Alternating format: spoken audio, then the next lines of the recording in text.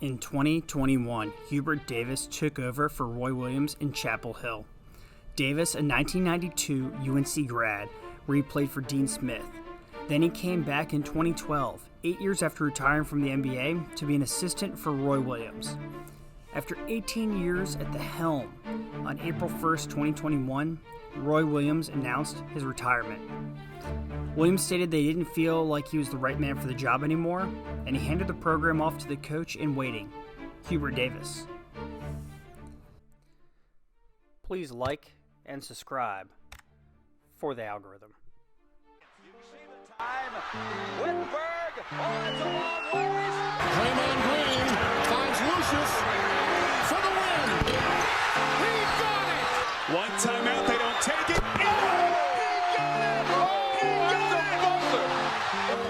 Gets it in. Booker gets it off. This one's good if it goes. Holy cow! After that season, Day'Ron Sharpe and Armando Bacot announced for the NBA draft. Andrew Platek, a future first-round pick, and Walker Kessler, Garrison Brooks, and Walker Miller transferred out. Sterling Manley and KJ Smith graduated. Davis was able to hit the portal, though, and grab 3 forwards and Dawson Garcia, Justin McCoy, and grad transfer Brady Manick.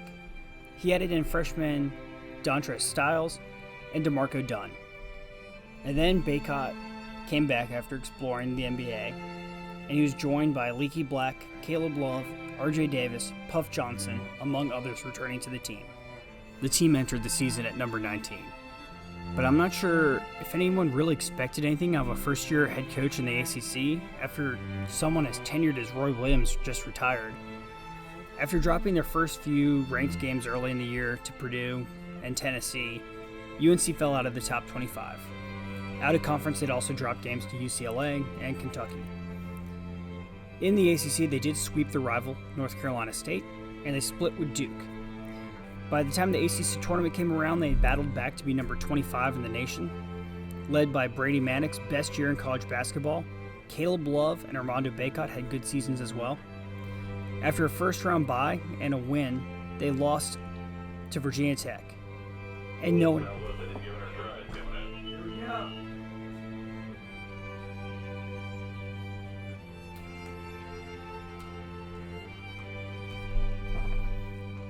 After a first-round bye and a win, they lost to Virginia Tech. And at that point, no one expected anything in the NCAA. They came in as an 8 seed, and they beat the 9 seed Marquette. Then they beat the 4 seed Baylor in overtime.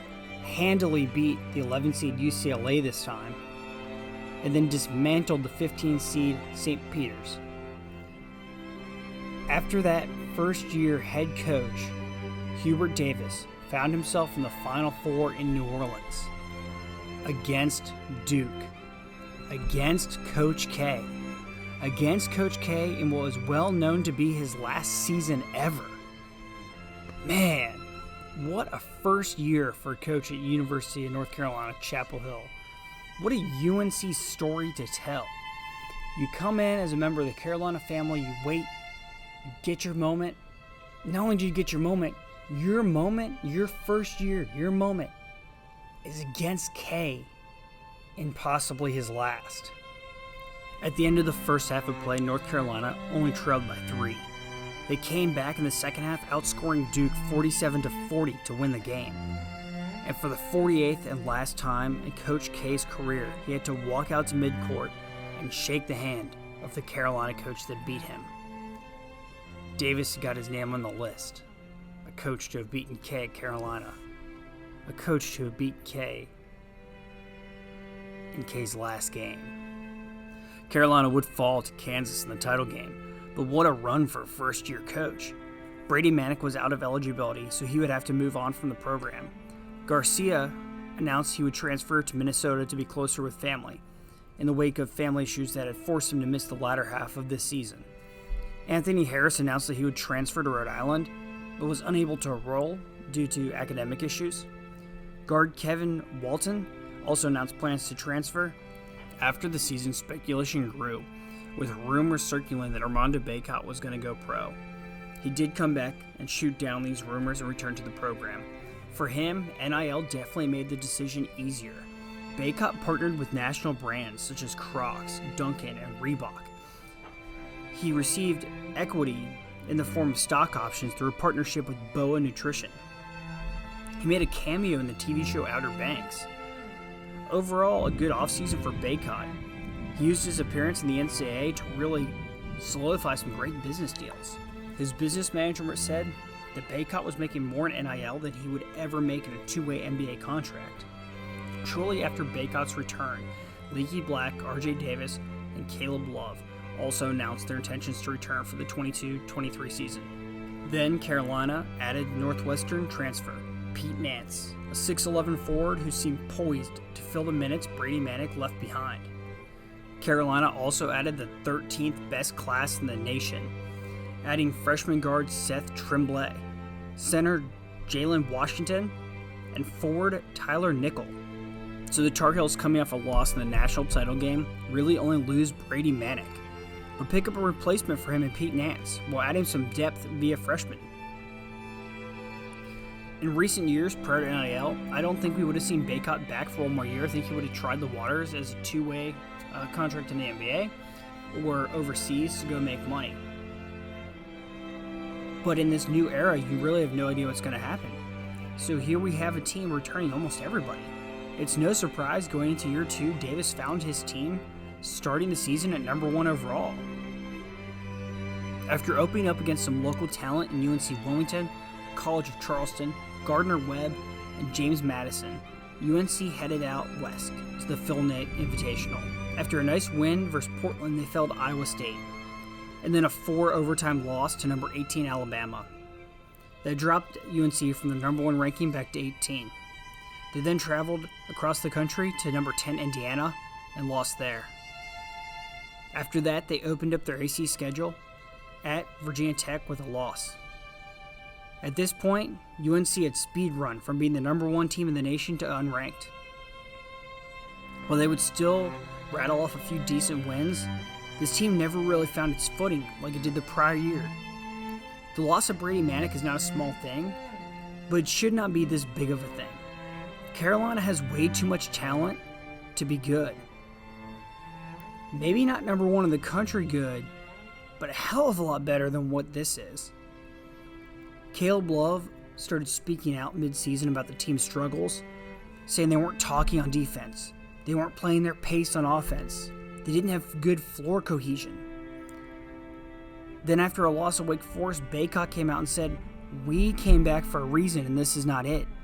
Bacot said to his teammates after the game, "If you don't want to be here, quit."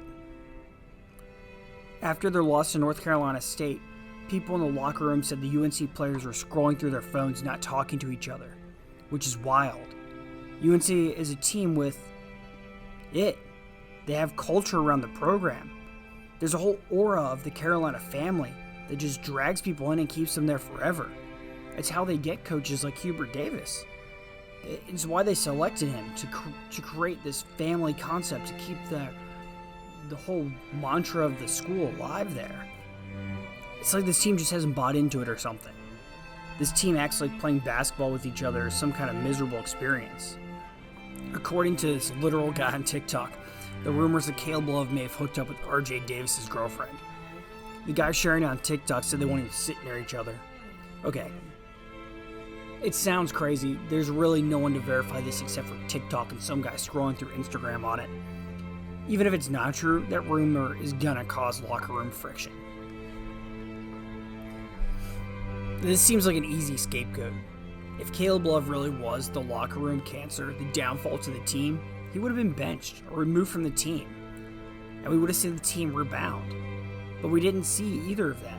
So either he isn't a major issue, or he is just a very minor one, or Davis has to be a trash coach. And let's assume that's not it. Let's assume Hubert Davis isn't just allowing a locker room cancer to tank his entire team. With that gone as a reason why UNC fell apart, now we can't overlook the other issues with this team. To be fair, there were injuries. Bacot did go down on an injured ankle, 2 minutes into a road game at UVA and did not return, UNC lost by 7 that night. He got injured in the second round of the ACC against Boston College, which affected his performance the next night against UVA again. Then there was junior guard RJ Davis, who saw his season affected by injuries also. He began the year nursing a dislocated finger on his shooting hand, and that injury clearly showed itself in his poor shooting numbers. And as soon as Davis got healed and started putting in a good season together, he injured the finger again at Syracuse. Now, North Carolina did also blow late game leads, and in most of these games they had poor shooting percentages, and that led to the loss. It's as if the offense wasn't being run efficiently, or really run at all at times, when a player clearly didn't have it that night. Instead of changing the game plan or running the game through Baycott down low and changing strategies, they just powered ahead. This could be due to a lack of coaching or leadership from the top. One anonymous coach did blame Hubert Davis and his staff, saying there's not a lot of X's and O's happening here on this team, saying that the chemistry can't be the only problem here. In the big picture, though, the year prior, Carolina was a bubble team. They were imperfect in a lot of ways, but they did what every fan wishes their team would do. In March, they somehow found a way to play through their flaws and went on a majestic run to the title game. So when almost the whole team comes back and they get way overranked at number 1 overall in the country, now every flaw this season is going to be hyper-analyzed, when this team should have been maybe 10th overall tops. So when we see the team on shaky ground like we did last year, and we're comparing them to that run from March and that number 1 ranking they started the season, and we're all searching for a scapegoat right now, Caleb Love has become the fall guy for many fans. After the season, Carolina turned down a bid to play in the NIT. Then first-year reserve player Tyler Nickel transferred to Virginia Tech. Senior Justin McCoy transferred to Hawaii. Sophomore guard/forward Dontrez Styles transferred to Georgetown. Forward Puff Johnson transferred to Penn State. Reserve forward Will Schaefer transferred to University of Alabama Birmingham. And Caleb Love transferred to Michigan. But due to some sort of academic issues, he had to decommit and is looking for a new home. And then sophomore guard DeMarco Dunn also entered the portal. That's 7 transfers out. On top of that, Leaky Black and Pete Nance have run out of eligibility, so 9 members of this team are now gone. If the problem was just chemistry, there's a good chance that problem's probably gone now. And if it's not, this seat might get real hot real quick for Coach Hubert Davis. So what's coming back? On the backside of this chemistry issue, the team has to be rebuilt a little bit. Both RJ Davis and Armando Baycott announced early their decision to return for another season in Chapel Hill, and then Coach Davis went to work. He added the number 17 transfer class for the season and 2 4-star freshmen. For the freshmen, UNC had 6'4" combo guard Simeon Wilcher. UNC fans might get Kobe White vibes from Wilcher. He's a big guard who looks great running the break. He also has a sweet shooting touch. At forward, 6'9", Zayden High comes in after a large growth spurt but maintains his shooting ability. He'll be a good asset to stretch the floor. He sees himself as a pick and pop kind of player. Maybe he could fill more of that role Manic left open the year prior in a way Pete Nance didn't. As for transfers, UNC had 6'8" small forward Harrison Ingram from Stanford. Ingram was seen as a potential one-and-done draft pick prior to his freshman season, and he had some success. He was the Pac-12's Rookie of the Year in 2022, but closed the year out incredibly poorly and decided to return to Stanford for his sophomore campaign. Unfortunately, he did not showcase much in any way of growth. He shot under 32% from 3, 60% from the line. He's a limited athlete, 6'8", but tremendous feel for the game as a passer and playmaker. You can even run him at point guard at times and find some success due to how effective he is at making decisions, but he can't really separate from his man in the half court. He's more comfortable in those settings in transition than as a half court player. In the half court, you kind of want him to spot up at times, but he also needs to work through some issues with his shot. From a strict roster construct standpoint, he fits perfectly. Because let's just be honest about the situation. North Carolina desperately needs wings after losing so many this offseason, so in that respect, Ingram feels the need. Ingram's per-game averages are solid, and his passing acumen will pay dividends from the perimeter, a spot where Leaky Black regressed as a facilitator last year. The bigger question is, can he space the floor? Graduate transfer 6'5" shooting guard Cormac Ryan from Notre Dame. Ryan is a sharp, well-rounded offensive wing. If you leave him open off the catch, he's going to hit a three. He made 39% of his catch-and-shoot threes this season. He has deep range and quick release that does not require him to dip the ball at all to get in rhythm. If you close out on him hard, he can attack the rim. Two key things UNC needs: experience and three-point shooting. Start with the latter. Ryan's a career 35.2% three-point shooter across 4 seasons at Stanford and Notre Dame. From the floor spacing perspective, this is sort of an ideal fit. Even if Ryan's no better than UNC's 4th option offensively, defensively he's decent enough size at the 2-guard spot. Ideally, Coach Hubert Davis is going to want more of a defensive stopper next to that backcourt. But to land such a proven quantity, one who's played 116 college games at a high major level, is arguably the most significant addition the Heels could have made this offseason. 6'8" redshirt senior power forward from Louisville, Jae'lyn Withers. His calling card is his long-range shooting. He has good size, good shot mechanics, especially for a guy his size. Has good hands, nice touch as well. Despite having the best outside shooting season of his college career to date, Withers was more down than up last season, finishing with an average of 6.9 points and 5.3 rebounds per game. He's struggled with consistency the last few seasons. He did just come off a 40% three-point shooting year, so hopefully he's on the upswing with the game he brings to Carolina. And finally from Brown, a 6'5" shooting guard, Paxton Wojcik. The 6'5" senior started all 22 games this season, averaging 13.8 points, 7 rebounds, 3.1 assists, and about 1 steal a game. Wojcik has 1 year of eligibility remaining. He shoots 46% from the field and 38% from 3, although I'd expect these numbers to dip in ACC play.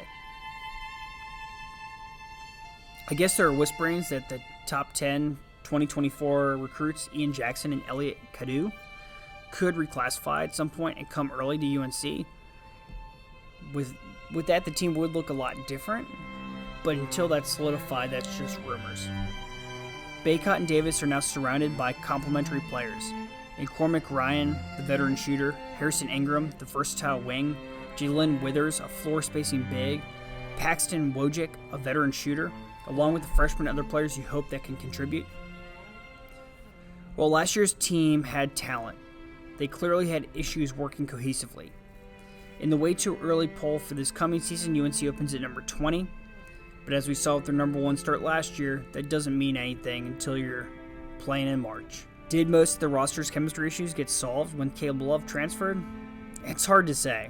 Without having inside knowledge of this team is now so vastly different, one would hope that a fresh start would give Coach Davis another run at March and Bacot one more shot at a title.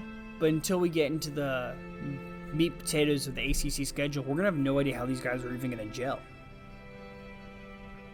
If they were to collapse again like last year, I'd honestly wonder if Hubert Davis' seat gets real hot. I'm sure Jay Wright wants to coach again, and I think he'd love to coach in Carolina. And Carolina might miss on a shot to nab him up if they wait too long. We'll see what happens.